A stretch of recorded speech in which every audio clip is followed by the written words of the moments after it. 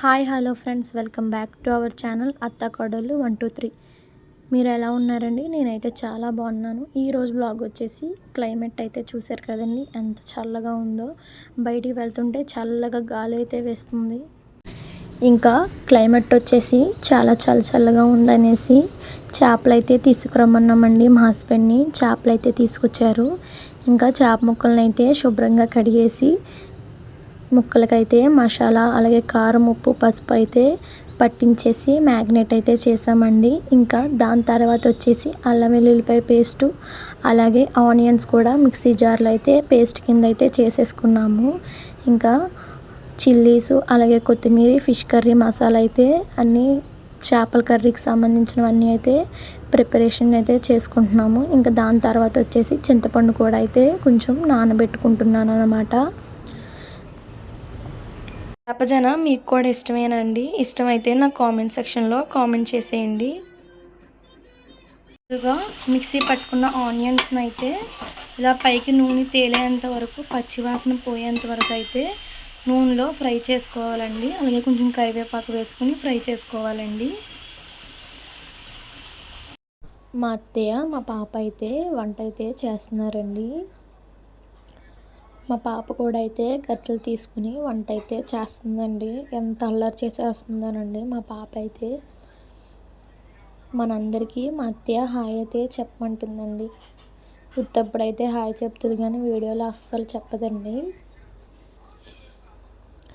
ఇంకా దాని తర్వాత వచ్చేసి కొంచెం పసుపు అయితే వేసేసి పచ్చివాసన పోయేంత వరకు అయితే ఫ్రై చేసేసుకుని తర్వాత చేప ముక్కలను అయితే వేసేస్తున్నారండి అత్తయ్య.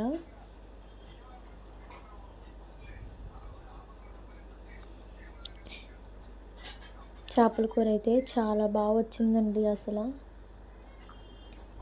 చేప ముక్కలు అయితే వేసేసిన తర్వాత ఒక 2-3 మినిట్స్ అయితే ఆగి మనం ముందుగా నానబెట్టుకున్న చింతపండు పులుసుని అయితే వేసుకోవాలండి. చింతపండు పులుసు వేసేసుకున్న తర్వాత నూనె పైకి తేలేంత వరకు అయితే ఉంచుకోవాలండి. నేను వీడియోలో చూపించిన విధంగా నూనె తేలేంత వరకు అయితే ఉంచుకోవాలన్నమాట. దాని తర్వాత చేప జాన అయితే వేసుకోవాలండి. ఒక పక్కన అన్నం కూడా అయితే వార్చేసి దమ్ అయితే పెట్టానండి. ఇలా వేడివేడి అన్నంలో చేపల కూర వేసుకుంటే ఈ చల్లని వాతావరణంలో చాలా బాగుంటుంది కదండి.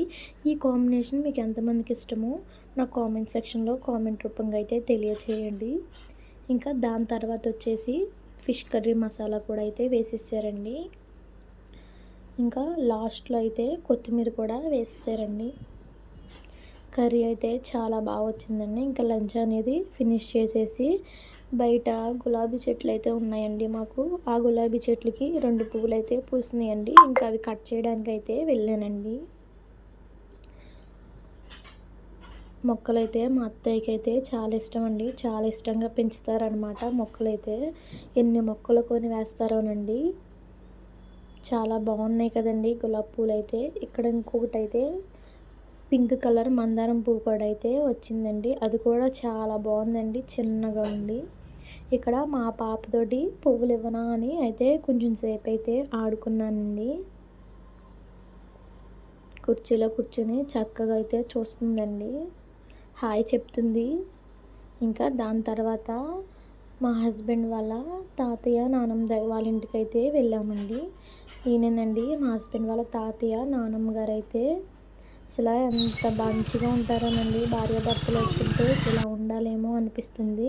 ఇంకా అమ్మమ్మ వాళ్ళ ఇంటికాడ నుంచి వేరే చోటుకు అయితే వెళ్ళామండి. ఎక్కడికి వెళ్ళాము ఏంటి అనేది నెక్స్ట్ బ్లాగ్లో అయితే చెప్తానండి.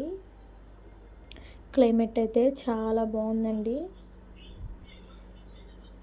ఐ హోప్ ఈ వీడియో మీ అందరికీ నచ్చింది అనుకుంటున్నాను. ఈ వీడియో కనుక మీకు నచ్చినట్లయితే లైక్ చేయండి, షేర్ చేయండి, కామెంట్ సెక్షన్లో కామెంట్ పెట్టేయండి, సబ్స్క్రైబ్ చేసుకోండి. Thanks for watching. Keep supporting our channel. Bye friends.